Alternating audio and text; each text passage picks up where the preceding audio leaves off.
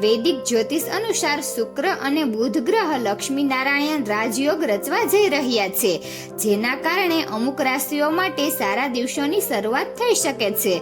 તો ચાલો જાણીએ આ રાશિઓ કઈ છે. જ્યોતિષ શાસ્ત્ર અનુસાર મે મહિનામાં બુધ અને શુક્રનો સંયોગ બનવા જઈ રહ્યો છે. આ સંયોગ મેષ રાશિમાં બનશે, જેમાં મેષ રાશિમાં લક્ષ્મી નારાયણ યોગ રાજયોગ બની રહ્યો છે, જેની અસર તમામ રાશિના જાતકો પર જોવા મળશે. પરંતુ 3 રાશિઓ એવી છે જેની કિસ્મત આ સમયે ચમકી શકે છે. સાથે જ આ રાશિઓની ધન સંપત્તિમાં વધારો થઈ શકે છે. તો ચાલો જાણીએ આ રાશિઓ કઈ છે. મેષ રાશિ. લક્ષ્મી નારાયણ રાજયોગ તમારા માટે ફાયદાકારક સાબિત થઈ શકે છે, કારણ કે આ રાજયોગ તમારી રાશિના ચઢતા ઘર પર બનવા જઈ રહ્યો છે. તેથી આ સમયે શુક્રના પ્રભાવથી તમારું વ્યક્તિત્વ સુધરશે. તમને તમારી કારકિર્દીમાં વિશેષ લાભ પણ મળશે અને તમે પ્રગતિ માટે કેટલાક મોટા પગલાઓ લઈ શકો છો અથવા વ્યવસાયમાં પૈસાનું રોકાણ વધારવા વિશે વિચારી શકો છો. આ સમયે વિવાહિત લોકોનું જીવન અદ્ભુત રહેશે.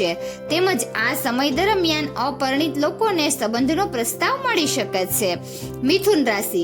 મિથુન રાશિના લોકો માટે લક્ષ્મી નારાયણ રાજયોગ શુભ સાબિત થઈ શકે છે, કારણ કે તમારી રાશિથી આવકના સ્થાન પર આ રાજયોગ બનવા જઈ રહ્યો છે.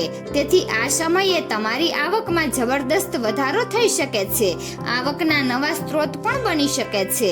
તમારા અંગત જીવનમાં તમારા જીવનસાથી સાથે તમારા સંબંધો વધુ મજબૂત બનશે.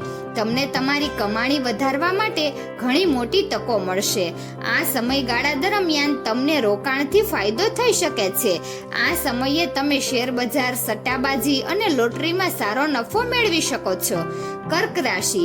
લક્ષ્મી નારાયણ રાજયોગ તમારા માટે શુભ સાબિત થઈ શકે છે, કારણ કે આ રાજયોગ તમારી ગોચર કુંડળીના 10મા ભાવ પર બનવા જઈ રહ્યો છે. તેથી આ સમયે તમને કામ અને વ્યવસાયમાં સારી પ્રગતિ મળી શકે છે. ઉપરાંત આર્થિક રીતે તમે પહેલા કરતા વધુ મજબૂત બનશો. સ્વાસ્થ્યની દ્રષ્ટિએ આ સમય તમારા માટે ઘણો સારો છે. બેરોજગાર લોકોને આ સમયે નવી નોકરી મળી શકે છે, તેમજ વ્યાપારીઓ પણ સારો નફો કરી શકે છે. તો મિત્રો, તમને આ વિડીયો કેવો લાગ્યો જરૂરથી કમેન્ટ કરજો. જો સારો લાગ્યો હોય તો વિડીયોને લાઈક અને શેર કરજો અને અમારી ચેનલને જરૂરથી સબસ્ક્રાઇબ કરજો. વિડીયો અંત સુધી જોવા બદલ ખૂબ ખૂબ આભાર.